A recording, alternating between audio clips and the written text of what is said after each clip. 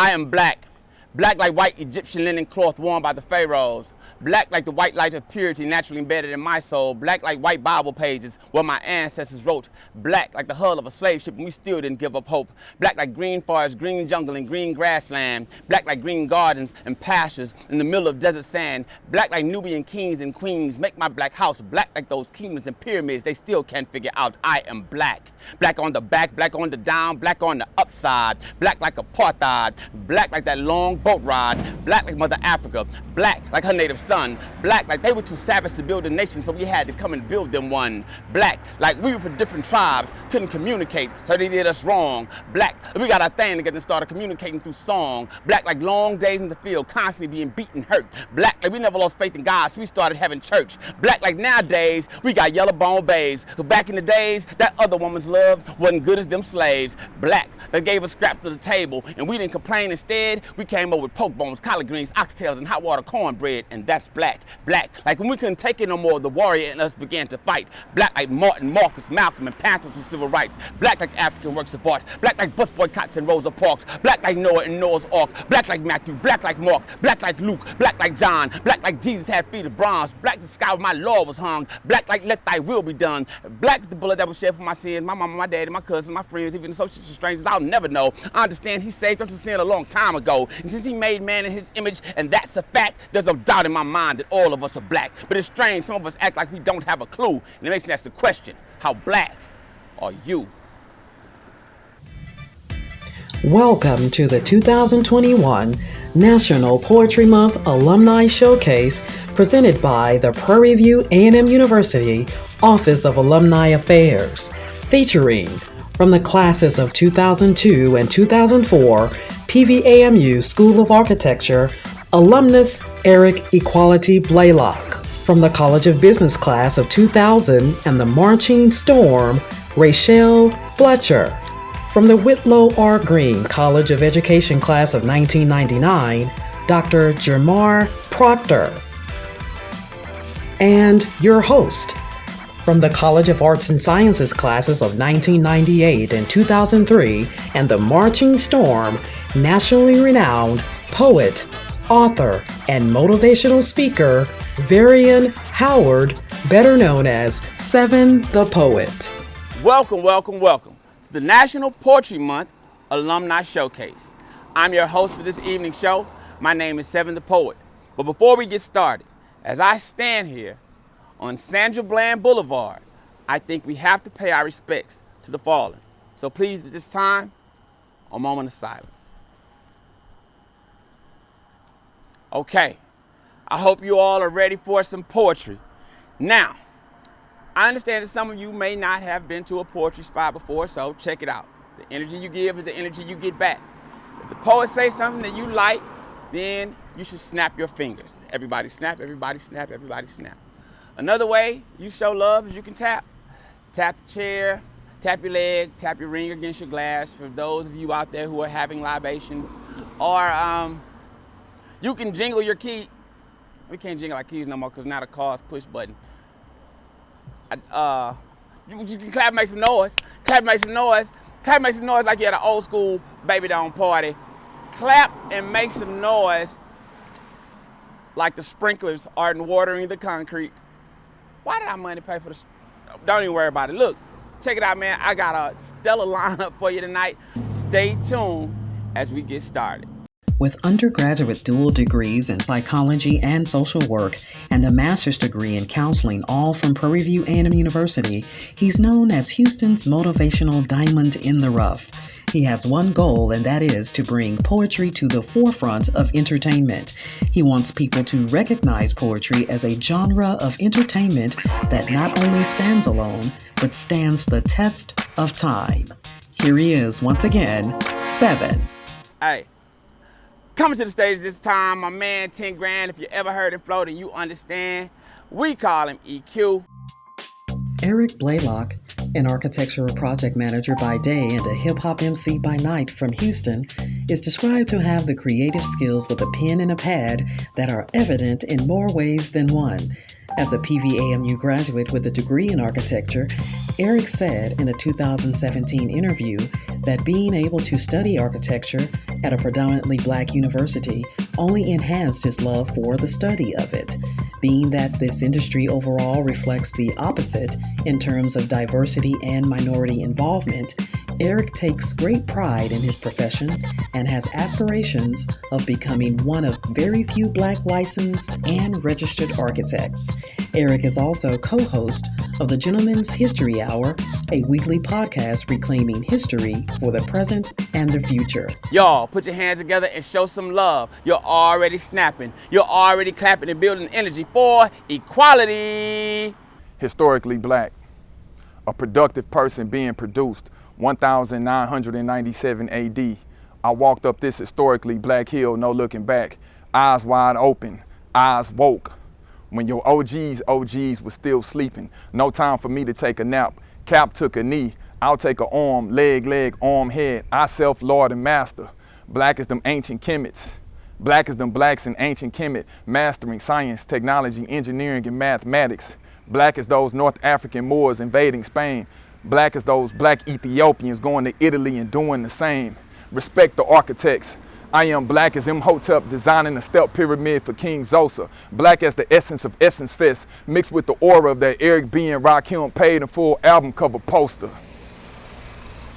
Make 'em clap to this. Get historically black to this.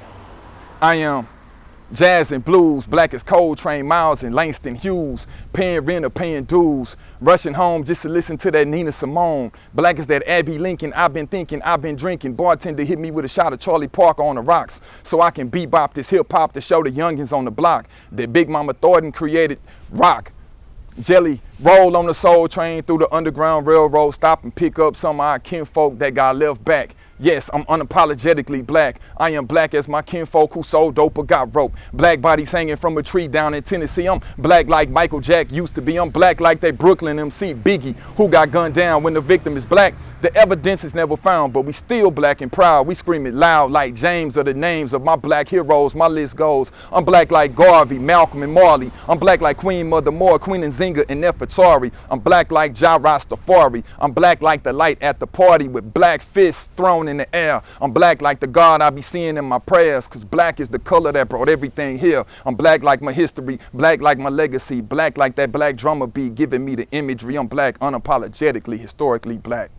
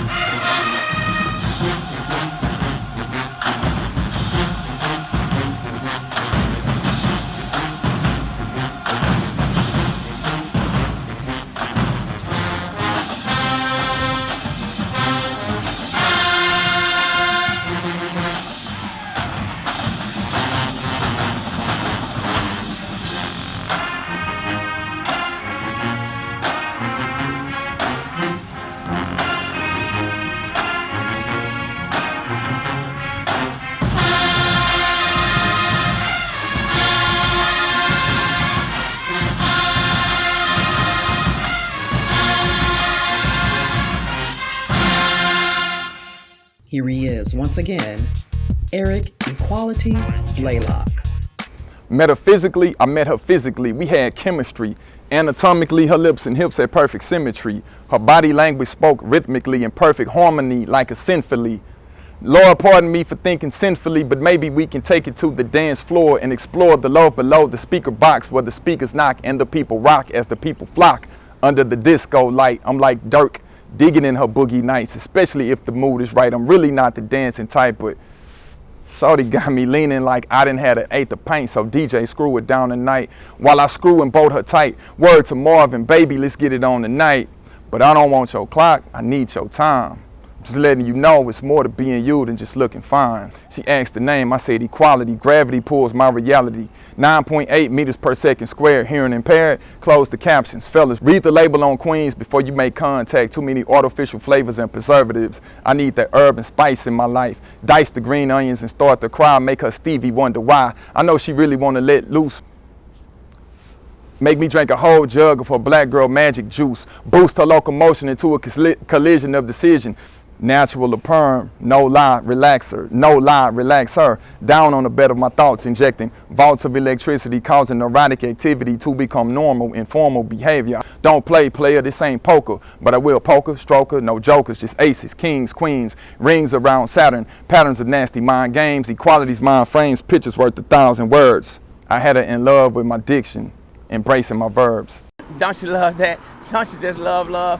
Man, it feels good to be back on the yard. One of my most beautiful, can I say beautifulest? They don't, I'm messing with them. Listen, coming to the stage this time, y'all, one of my most beautiful memories at Prairie View A&M University is being in the band. I marched under the direction of Professor George Edwards in the storm. That's where I met this sister. Y'all put your hands together and show some love for Ray. After a 17-year lucrative career in hairstyling, platform artistry, and educating stylists from all over the country, Rachelle took a leave to obtain her master's degree in creative writing from Full Sail University. Identifying the opportune time to reinvent herself, she opted to open Front Cover Hair Studio with premier exclusivity to her clients. They say that the only perfect circle in nature is a nap from a black girl's crown. Like a cubic, the public find our hair fascinating, straight, wavy, or round.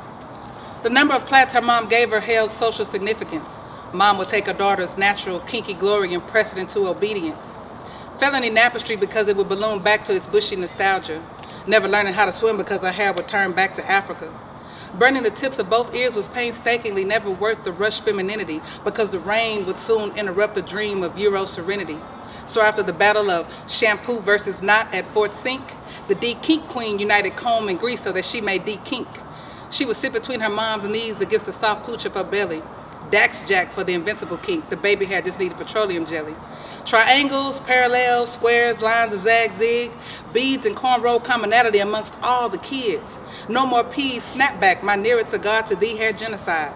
After she was done, she would rub her hands over the job and then be instructed to go outside. The sun dried her hair, she played, the heat would melt the blue grease down her face.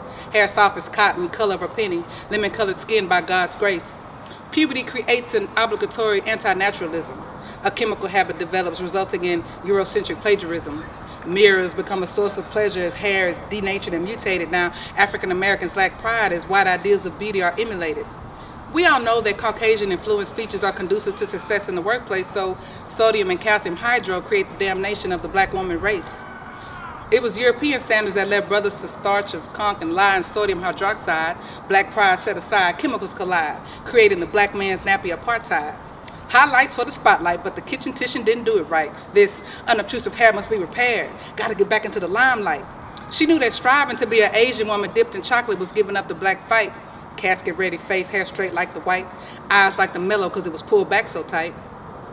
Braids and plaits are a symbol of youth, innocence, purity, and childhood. She didn't want to be white. She wanted to be a woman, a step that leads to womanhood.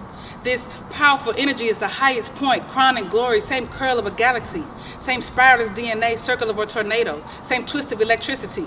Black culturists wear their naps as badges of authenticity.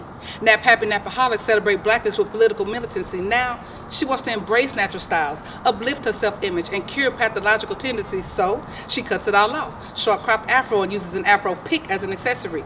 Her beauty is affirmed by making eye contact with others who are nap crazy. Brothers speak to her by saying, "Peace, my sister," when they used to say, say, baby.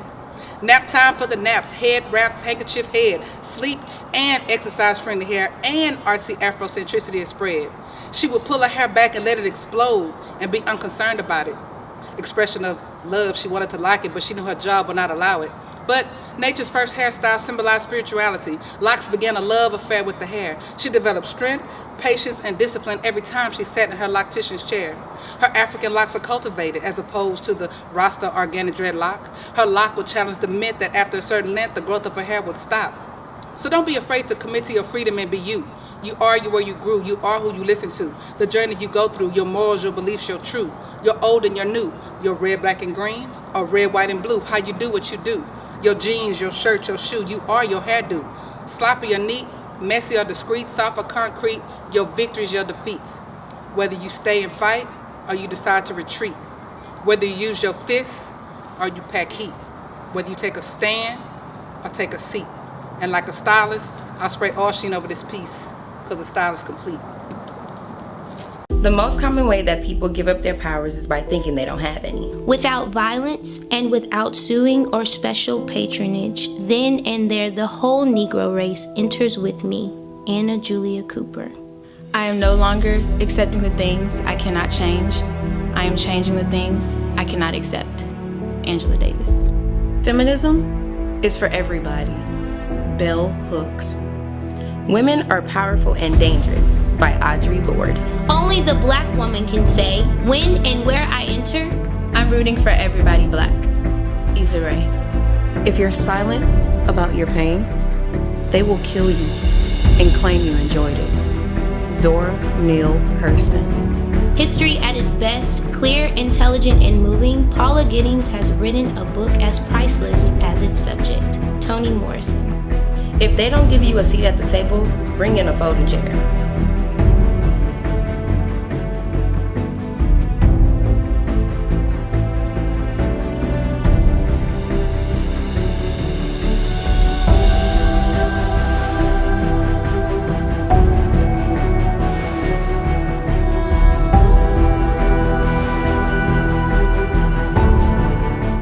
Met him on Antoine, Shotwell Middle School, 7th grade, made my 8th grade prom date, first love, and I knew that he liked me because he would knock over my lemonade slush into my chicken basket with white gravy. Everyone knew we were going together because we made #1 couple in all the slam books. He would sign number 9 and I'd sign number 10, and I knew that he would be mine until the very end, and I don't know if we were more excited about wearing our brand new Black Elite tennis shoes or the fact that he had moved with his dad so we can go to the same high school. 11th grade, Valentine's Day, he gave me a rose bouquet and I gave my soul away. It was official.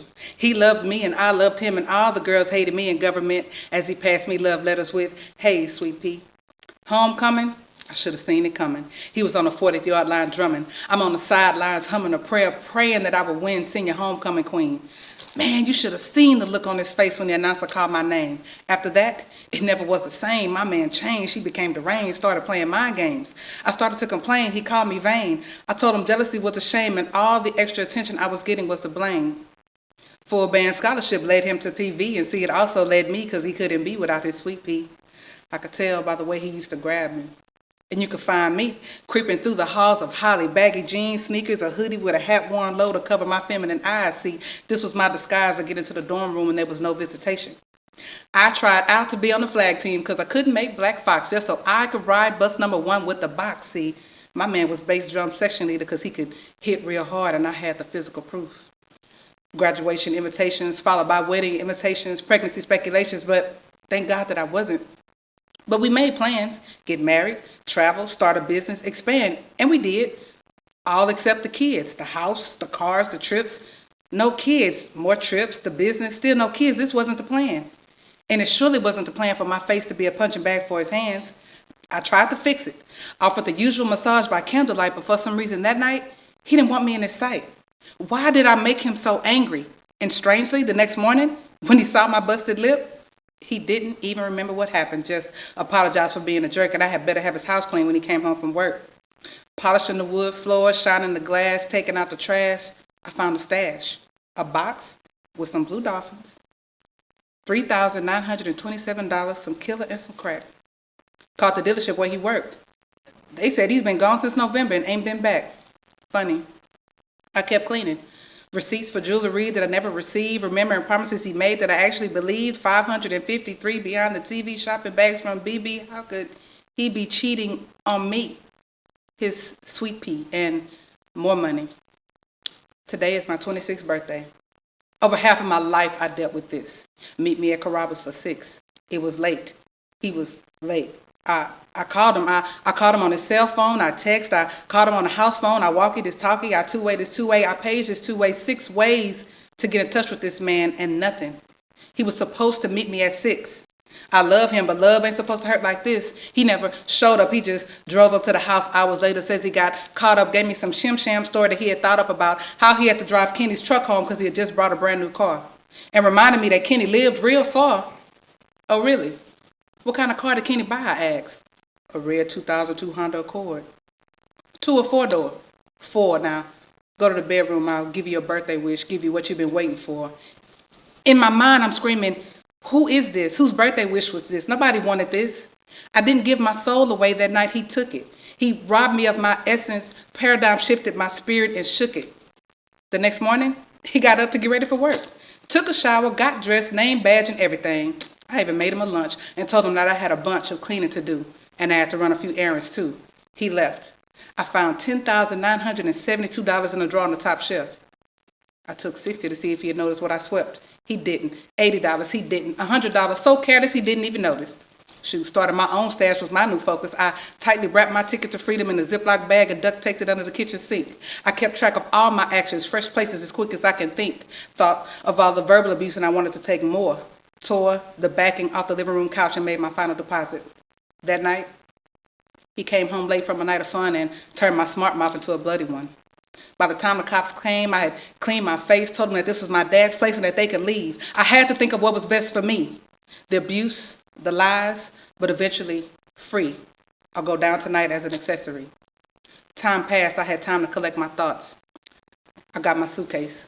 You see, the reason why he didn't want a massage that night is because he had evidence of cheating on his back, and the reason why he couldn't remember where he was that night is because he couldn't keep track, and he hadn't worked in a year. He had been selling crack.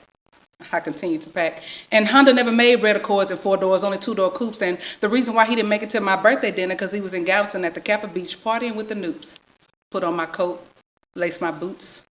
Over the course of 18 months, I managed to collect enough money to pay off all my student loans. I paid off my contract and switched 12 phones. I paid off my credit cards and left them alone.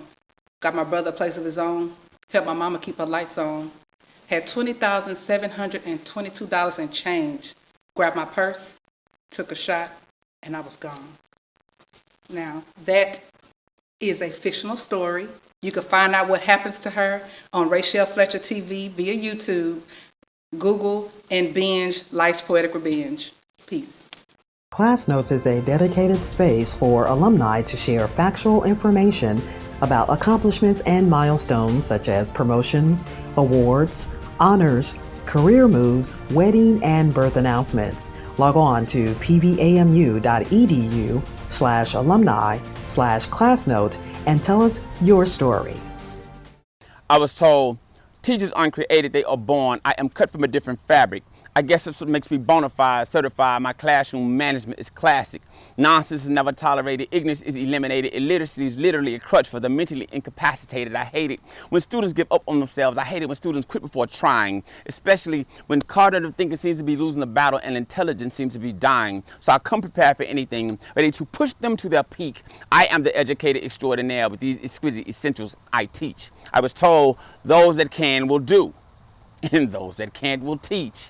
Are you kidding me? I do the impossible in my classroom. Most of you can't do me. 180 lesson plans, 3 objectives on the board. Bobby, Bonquisha, Hector, and Kim Lynn, all on the same accord. That's 25 students in my classroom. 7 periods a day, 1 period off, 2 to 3 parent-teacher conferences to make sure we're on the same page. That's 195 students, 15 to 25 parents a week. And I don't accept excuses from either party involved, parent or student. I teach. I make the profession look good. On all levels, they adore me. Elementary, middle, and high school, alternative, charter, magnet, and Montessori. Students are watching what I do, so I don't take my appearance light. That's why I dress it up like a boss, to show them what professionalism looks like. My ensemble is untouchable. My hair and shoes on the one. It's hypocritical to tell students to dress professional if we don't show them how it's done. So you won't hear that speech about how poor I am or what I can't afford to purchase. If I step in my classroom looking like a bum, I'm doing my students a disservice. Give me lemons. I make fashionable lemonade. Refresh refreshing, and magnanimously tasty. Translation, I make thrift stores, Goodwill, Target, and Walmart look like Nordstrom, Saks, or Macy's. See, when you look good, you feel good. And when you feel good, the day can be sweet. So when my students step in my classroom and look at me, I look like I came to teach. I teach like life depended on it, and incompetence is a cancer. So I'm an oncologist in my classroom, and education is the answer. I teach with passion. I teach with purpose. I teach with wisdom because it's worth it. I teach like enlightenment is as timeless as classical music, so every note must be perfect. I'm just scratching the surface. Watch how quick I get deep. Middle of the day, prime instructional time, the principal doing walkthroughs, stuck her head in to take a peek. Lights off, students' heads were down, you couldn't hear a peep. I lay back in my seat, kicked up my feet. All my students were on point, this was a dream so sweet.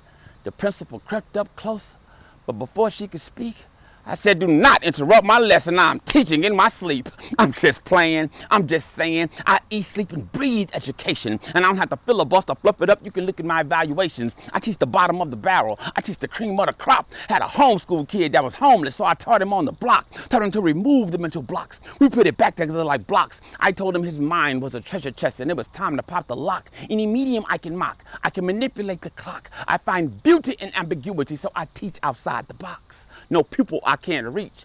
And then I close my speech. Class, what's the main idea of this piece? I teach.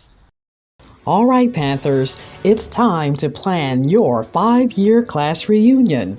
The purpose of organizing the reunion classes is to increase engagement, create a culture of philanthropy, and promote camaraderie among Prairie View A&M University alumni. Don't be last to represent your class. Become a class ambassador today by logging on to pvamu.edu/alumni/5-year reunion.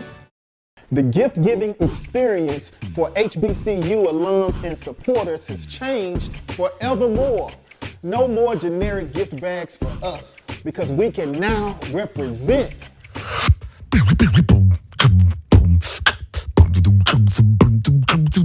People at wedding parties will be like, Cheryl, nothing like a bison in the building. When I saw the joint on the table, I knew it was for me. Parents can now wrap their children's gifts in HBCU wrapping paper to start their awareness of the institutions at a younger age. They will grow to associate and later anticipate arriving on those campuses as students. That's powerful. As an officially licensed partner of HBCUs, a share of that money goes directly to the institution. Period. Exclamation mark.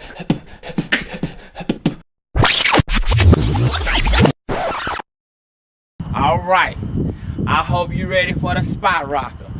The door closer, it's about to go down. He represents the colors of purple and gold. Live from 5th Ward, Texas, I bring to you the Omega Man himself, Dr. Jamar Proctor, a.k.a. Bar None. He credits Prairie View for transforming his mindset to live a purposeful life that molded him into the man that he has become. He is a spoken word artist with 20 years of performing and hosting to his credit, an award-winning entrepreneur and college professor. In 2014 and 2015, Jamar was recognized by Houston's Business Journal's Top 40 Under 40 as an astute businessman and social influencer when he created the Houston Margarita Festival. His concern for the financial well-being of the institution forced him to consider ways to support Prairie View and other HBCUs during the health and financial crisis created by the pandemic. As a solution, Jamar created Yo HBCU Wraps. The e-commerce business sells HBCU gift bags, wrapping paper, tissue paper, and other items, and it funnels a share of the profits from every item sold to the respective HBCU. He is constantly motivated by his favorite quote, "I am not everybody, but I am one. I can't do all things, but I can do some. And that I can do, God expects me to." I cheer for Prairie View. I cheer, cheer, cheer 365 days a year. I cheer 100 yards on the football field. I cheer for every basket scored, every putt, every bold strike, every hit, every kick, every spike. During the battle of the bands, I cheer from the stands. At the meet, I cheer in the heat. Whether rain or cold, I cheer for the purple and gold. At night, under the lights, with all my might, I cheer for Prairie View. But I'm not alone, because also cheering are the slaves that are dead, but not gone. Their spirit lives on. Because on the Alta Vista plantation, we passed the test of all tests. We went from picking cotton to picking majors, from picking majors to graduations, from hanging from trees to hanging degrees. Would you believe the first institution of higher education in the state of Texas to have co-ed classrooms is none other than PV. Shout out to E.H. Anderson and his brother, L.C. Anderson, presidents 2 and 3 to lead PV. And behold what their legacy unfolded. But shall I mention that we were sent to add to their legacy, but you must pay attention. You have to go to class, you have to pass, you have to graduate, you have to succeed, you have to earn a living with excess so that you can help give PV what it needs to continue to strive and transform lives. Prairie View was sent from the Almighty high. Egos aside, everybody involved must do their job. Prairie View produces productive people in its production season.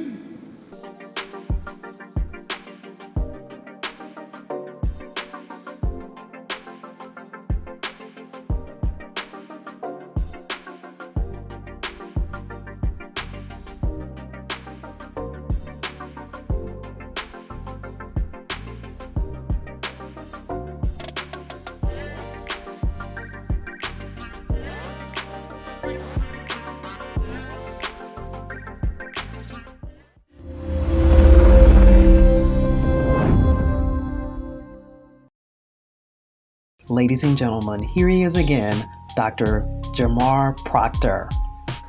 At Prairie View A&M University, during my freshman orientation for academic motivation, I was informed that the land where the campus now stands was once used as a slave plantation. The upperclassmen continued and stated that the very trees that help beautify the campus, providing future black doctors and lawyers and social workers, accountants, engineers, and architects, shade from the sun, are the very trees that our ancestors were hung from. He said that that was a motivational speech. He didn't like telling the same group twice. But then he smiled. He smiled and said, "Welcome to the Black College experience and the time of your life." And what an exciting Black College experience it was. Seeing students going to class G'd up in dress shirts and slacks just because. Going to physics, English, psychology, and receiving love from Dr. Bill, Dr. Blair, Dr. Judd, because 18-year-olds experiencing the facts of life away from home sometimes need hugs. What an emotional Black College experience it is when you enter your favorite professor's classroom. His recent death has all of your peers in tears. And at that point, you learn what leaving a legacy is. Because for 30 plus years, he gave all he had to give. And you realized ain't no replacing a man's heart as big as his. At Black College events, you hear a certain kind of cheer, like when your grandma, mom, and aunt keep it real when they stand clapping and yelling, "That's our baby out there on that field." Rejoice in that old family pride that you can't keep inside. And everybody in the stands understand because they at least had to stand and give their family members a hand. And that goes for members in the band, the basketball squad, or the football team, the volleyball players, cheerleaders, even homecoming kings and queens. You see, that's how we do at the HBCUs. And you better not make a move until after halftime is through. Then you mob with your frat and your sorors and your roommates and your crew, trying to see who you can see and let them see you. It must be a black college tradition. Third quarter's the intermission. And y'all know how the lingo goes. Hey girl, what's up with your player after the game? I know you're gonna kick it. Because the after party is gonna rock until the after party is stopped. But you have to go to the middle of the party if you really wanna drop it like it's hot.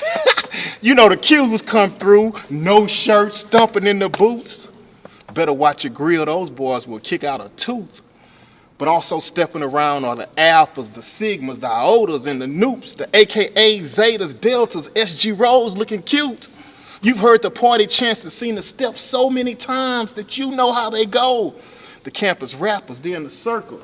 They spitting freestyle flows. I'm here to let y'all know black college life is tight.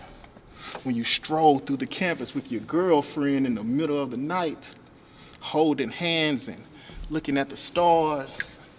You're not really kicking it with your boys. You see, keeping a queen on the squad can be a full-time job. But that's all right. She'll end up being your wife. That's the romantic experience of black college life. And academically, you have to sustain. Y'all know the deal. You get too caught up in that atmosphere, you will be back at the crib. Sad, telling your cousins about all the fun you had. Your mom talking about that was your problem. You should have had your behind in class. And those that did graduated, looking for jobs and moving on.